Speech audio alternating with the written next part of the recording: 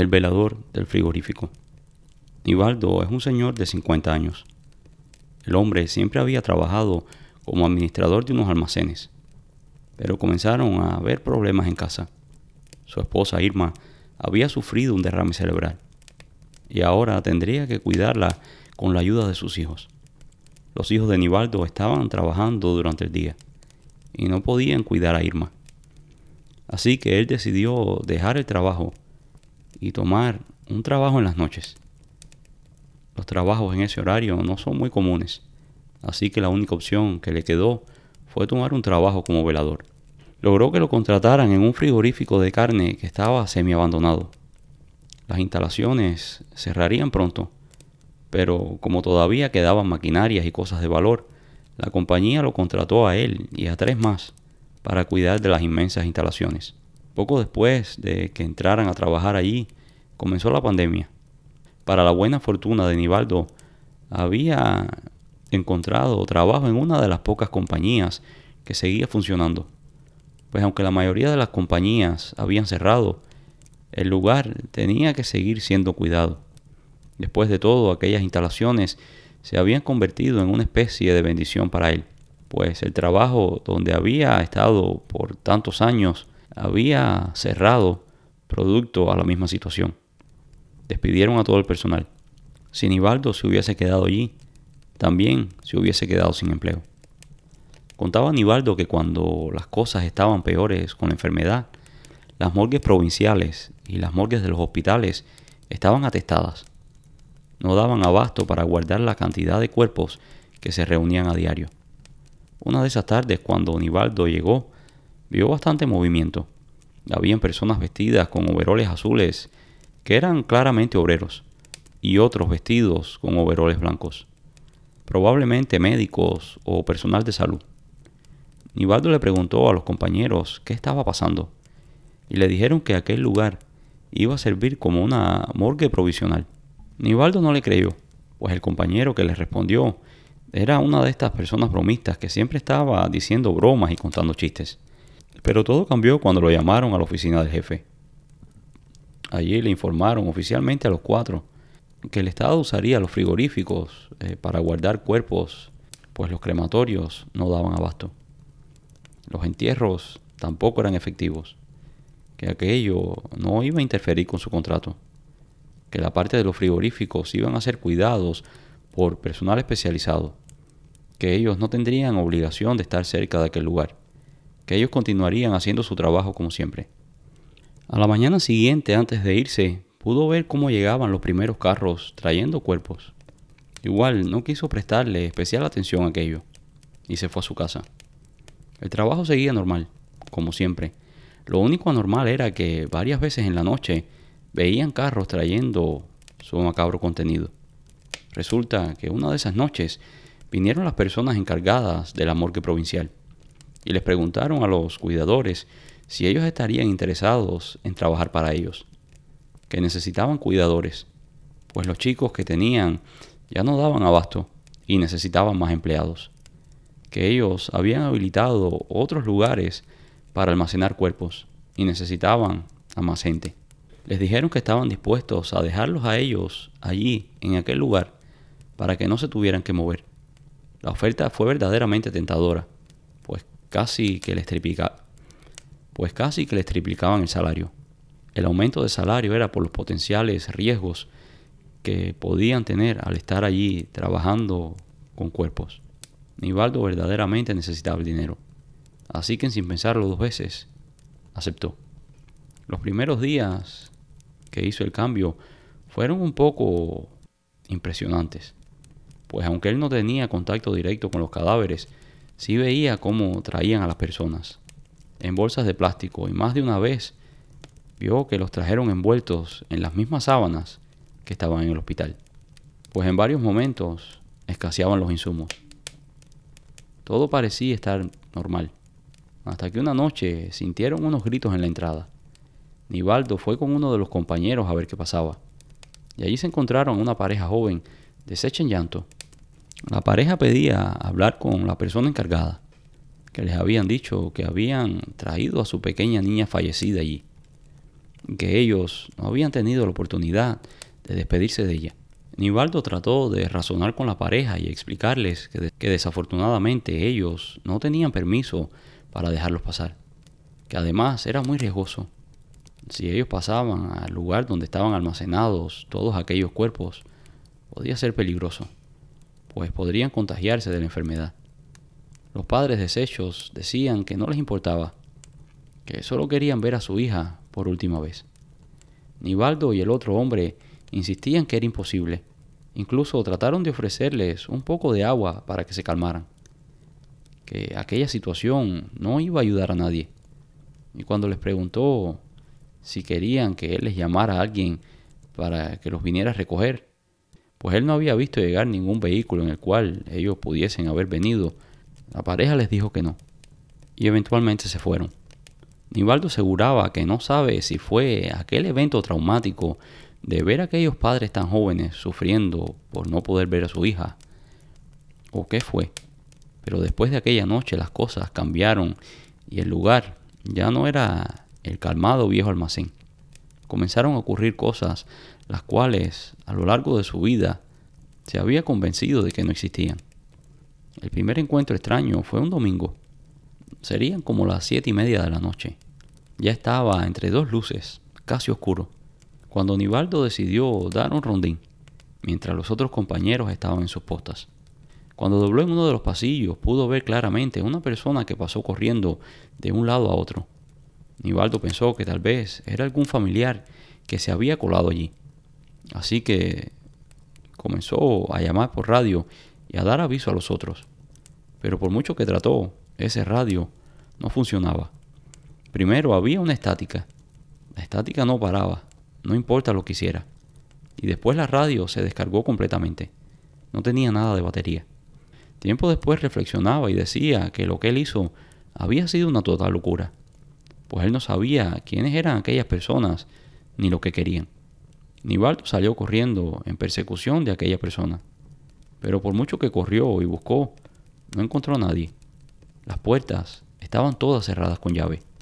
No había forma de que aquella persona hubiese entrado o salido del edificio. Nivaldo finalmente llegó al puesto de uno de los que estaba más cerca y le comentó a su compañero lo que había visto, y que él lo había llamado por radio varias veces, pero que no le habían contestado. El compañero aseguró que su radio había estado en silencio, que no había ninguna llamada. El hombre llamó a los otros dos compañeros, quienes respondieron al instante. Nivaldo dijo que tal vez era su radio que tenía algún problema.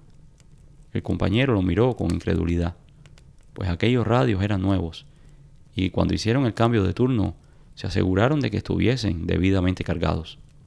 De hecho, todos les pusieron baterías nuevas. Nivaldo regresó a su puesto de trabajo.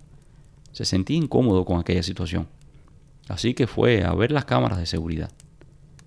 Efectivamente, en las cámaras se vio a Nivaldo corriendo de un lado a otro, tratando de hablar por radio, pero en ningún momento se vio otra persona o figura.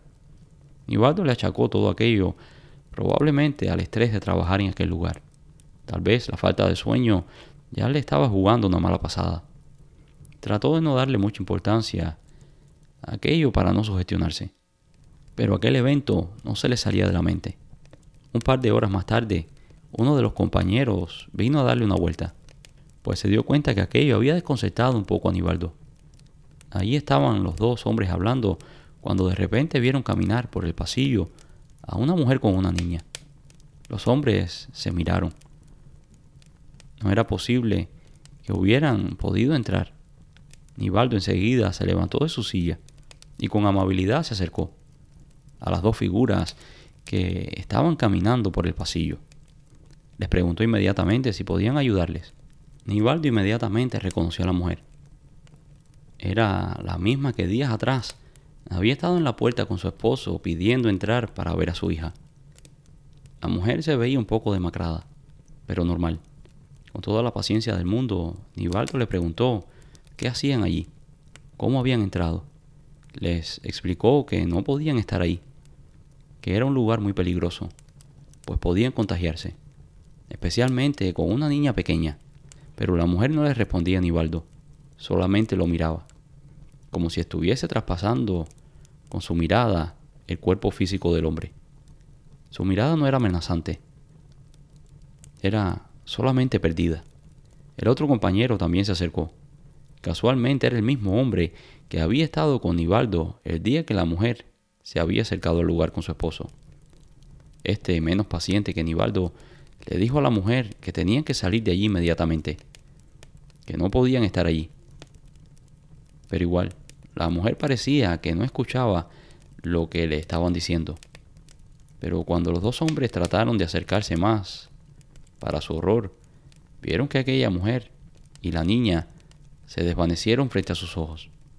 No podían creerlo. Los hombres se miraron incrédulos, como preguntándose silenciosamente si el otro había visto lo que él. Los hombres decidieron no comentar esto con los otros compañeros para no crear un ambiente de sugestión y miedo. Pero algo definitivamente no estaba bien. A la mañana siguiente, antes de irse, vio al hombre que había visto días antes acompañado de la mujer que había visto la noche anterior. El hombre, Nivaldo, no pudo aguantar la curiosidad y se le acercó al hombre y le dijo que si se acordaba de él. El hombre sintió con la cabeza, pero también estaba como si no estuviese en este mundo. Pero igual, Nivaldo le preguntó, ¿pudo resolver lo de su hija? ¿Y su esposa cómo está? El hombre se echó a llorar y, deshecho en llanto como pudo, le explicó que su esposa también había fallecido producto de la misma enfermedad. Nivaldo se quedó de piedra. No sabía qué hacer. Entre los llantos del hombre y el susto que se había llevado, ahora que había confirmado de que aquello había sido una aparición del más allá. Pero en peores condiciones estaba su compañero, quien venía caminando detrás de él cuando escuchó que el hombre dio la noticia del fallecimiento de su esposa. El compañero de Nivaldo pasó por su lado blanco como un papel y con 2 palmadas en la espalda le dijo, esta noche tienen un velador menos. Y dicho y hecho, esa noche cuando Nivaldo comenzó su turno, había uno menos. El compañero no regresó a trabajar. Nivaldo no estaba seguro si aquellos eventos habrían abierto algún tipo de sensibilidad especial en él, pues esa misma noche, como a las 10:30 de la noche, comenzó a escuchar gritos que venían desde el frigorífico. Inmediatamente llamó por radio a sus compañeros, preguntándoles si todo estaba bien, y les preguntó si habían escuchado los ruidos que venían del frigorífico. Ni siquiera quiso decirles que eran gritos, pero los otros dos aseguraron que no. Pero igual decidieron acercarse al lugar. Tal vez como ellos estaban más distantes, no habían escuchado. Los 3 hombres se encontraron frente a las puertas principales que conducían a las cámaras refrigeradas. No se atrevieron a entrar, porque tenían miedo de un contagio, pero se quedaron escuchando allí como unos 5 o 10 minutos, pero no volvieron a escuchar nada. Los hombres regresaron a sus puestos y no hablaron más del asunto. Pero a las 3 de la mañana, sin que ninguno de los hombres avisara al otro, se encontraron en aquel punto otra vez, frente a las cámaras refrigeradas. Se escuchaban llantos, lamentos y unos ruidos que parecían de películas de terror. Se escuchaban llantos de personas de todas las edades, de niños, de ancianos y de jóvenes. Era una verdadera locura. Nivaldo no pudo verle la cara a aquellos hombres. El terror era absoluto, un miedo total que los paralizaba. Nivaldo, aunque también asustado, logró salir de aquel trance y de un empujón abrió las puertas donde estaban los cadáveres. Pero solo al abrirse las puertas y entrar la luz, el lugar quedó en silencio. Aquella fue la última noche que ellos 3 trabajaron allí. Y también fue la última vez que hablaron de aquello. Nivaldo contó este hecho a un círculo muy reducido de amigos, y entre ellos estaba mi padre, que me lo contó a mí con el debido permiso. Tiempo después, Nivaldo estaba absolutamente seguro de que la acumulación de cuerpos y del sufrimiento de sus familiares fue lo que desató aquellos eventos paranormales que vivió aquella noche.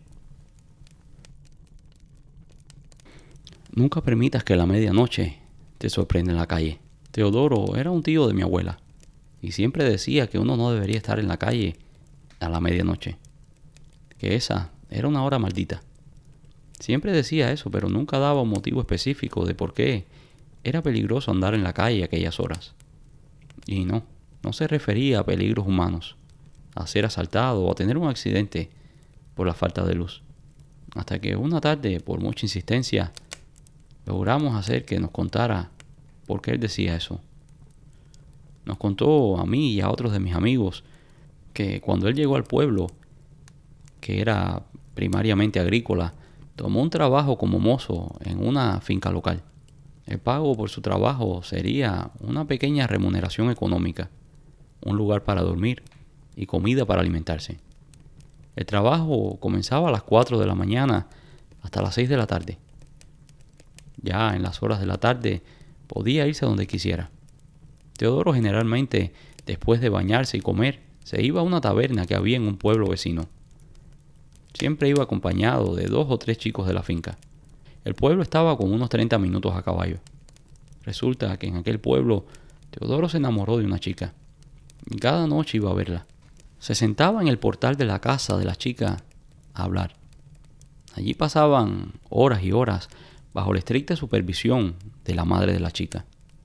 No habían posibilidades de mucho contacto físico.